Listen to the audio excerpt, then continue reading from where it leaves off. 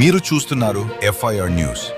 తాజా వార్తలు, కీలక అప్డేట్స్ కోసం మా ఛానల్ను సబ్స్క్రైబ్ చేయండి. పార్థసారథి గారు ధన్యవాదాలు అధ్యక్ష. ఆంధ్రప్రదేశ్ అసైన్డ్ భూముల చట్టం 1977 పేదలకు ఒక వరం అధ్యక్ష. భూమి లేని పేదల కోసం వాళ్ళ జీవనోపాధికి వ్యవసాయం చేసుకోవడానికి అసైన్డ్ భూములు మనం కేటాయిస్తాం అధ్యక్ష.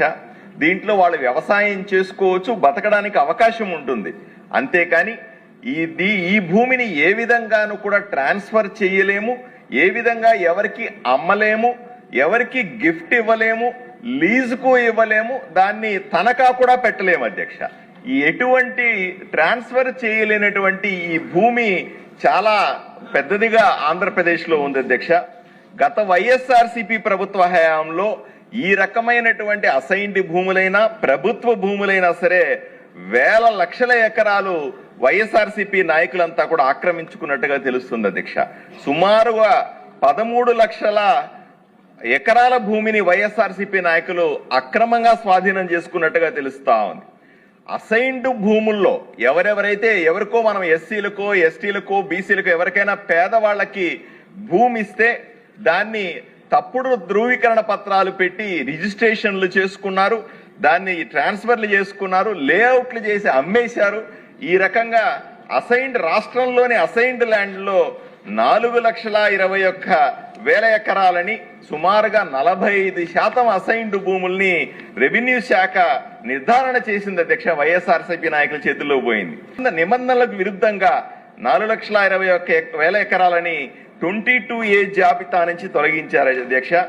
అంతేకాదు ల్యాండ్ టైటిలింగ్ యాక్ట్ అనే పేరు చెప్పి ప్రజలను ఏ విధంగా భయభ్రాంతులను చేశారో మనం చూసాం అధ్యక్ష. మనకంతా కూడా స్పష్టంగా తెలుసు. మొన్నటి వరకు కూడా జగన్ బొమ్మల కోసం సుమారుగా 700 కోట్లు ఖర్చు పెట్టారని, పాస్ పుస్తకాల మీద ఫోటోలు వేసుకోవడానికి 22 కోట్ల రూపాయలు ఖర్చు పెట్టారని మనం ఎంతో తెలుసుకొని దాన్ని వ్యతిరేకించాం అధ్యక్ష. ఈ ప్రభుత్వాన్ని ప్రజలందరూ కలిసి తెచ్చుకున్నారు అధ్యక్ష. చాలా విచిత్రమైన సందర్భం అధ్యక్ష ఇది. ఎందుకంటే ఈ మధ్యనే హైకోర్టు చీఫ్ జస్టిస్ హరినాథ్ గారు ఒక విప్లవాత్మకమైన తీర్పునిచ్చారు అధ్యక్ష. ఆ తీర్పు ఏం చెబుతుంది అంటే, ఎవరైనా సరే ప్రభుత్వ భూమిలో కానీ అసైన్డ్ భూమిలో కానీ 100 సంవత్సరాలున్నా సరే, ఎన్ని తరాలుగా మీరున్నప్పటికీ కూడా మీరు దానికి హక్కుదారు కాదు అని మాత్రమే చెప్తారు అధ్యక్ష. అంటే అసైన్డ్ భూమి ఎవరికి ఇచ్చారో వాళ్ళు అనుభవించడానికి, వాళ్ళ జీవనోపాధిని జరుపుకోవడానికి మాత్రమే దాన్ని ఉపయోగించవచ్చు తప్ప దాన్ని ఏ విధంగా కూడా వాణిజ్యపరంగా ఉపయోగించడం కానీ లేదా ఎవరికైనా సరే మనం అమ్మేయడం సాధ్యం కాదు అని స్పష్టంగా తీర్పులు ఉన్నాయి అధ్యక్ష. దీన్ని దృష్టిలో పెట్టుకొని ఇప్పుడు నేను కూడా మా ఆదోని నియోజకవర్గంలో చూస్తాను అధ్యక్ష. నేను వెళ్ళిన ఈ 20 నెలల కాలంలో ఎవరొచ్చి అర్జీ ఇచ్చినా సరే వాళ్ళు దాని గురించి ఈ అసైన్డ్ భూమి మాది కొట్టేశారండి, లేదా మాది ఆక్రమించుకున్నారండి, లేదా అమ్ముకున్నారండి, రిజిస్ట్రేషన్ పేపర్లు ఉన్నాయని చెబుతా ఉంటారు అధ్యక్ష. ఇది చాలా చట్టవిరుద్ధమైనటువంటి అంశాలు చాలా చూస్తున్నాం.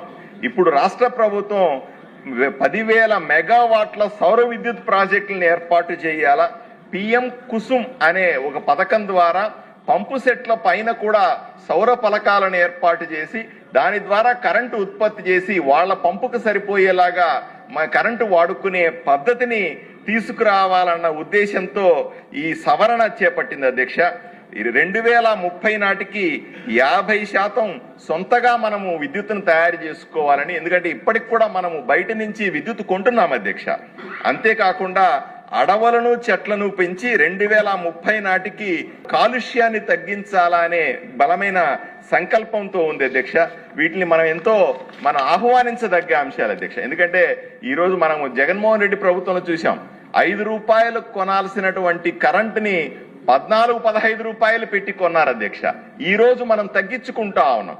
జగన్మోహన్ రెడ్డి 9 సార్లు కరెంటు బిల్లు పెంచితే మొట్టమొదటిసారి కూటమి ప్రభుత్వం వచ్చిందంటే కరెంటు బిల్లు తగ్గించింది అధ్యక్ష. ఇది చరిత్ర. దీన్ని మనం అన్ని కూడా ప్రజల దృష్టికి తీసుకెళ్లాల్సిన అవసరం ఉంది. ఏదైతే ఈ పేదలకు ఇచ్చిన అసైన్డ్ భూముల్ని ఎవరికి ట్రాన్స్ఫర్ చేయలేము లేదా కమర్షియల్ గా వాడుకోవడం సాధ్యం కాదనే విధంగా ఉన్నటువంటి ఈ చట్టాన్ని సవరించాలన్న ప్రభుత్వ ఆలోచన నేను స్వాగతిస్తున్నాను అధ్యక్ష.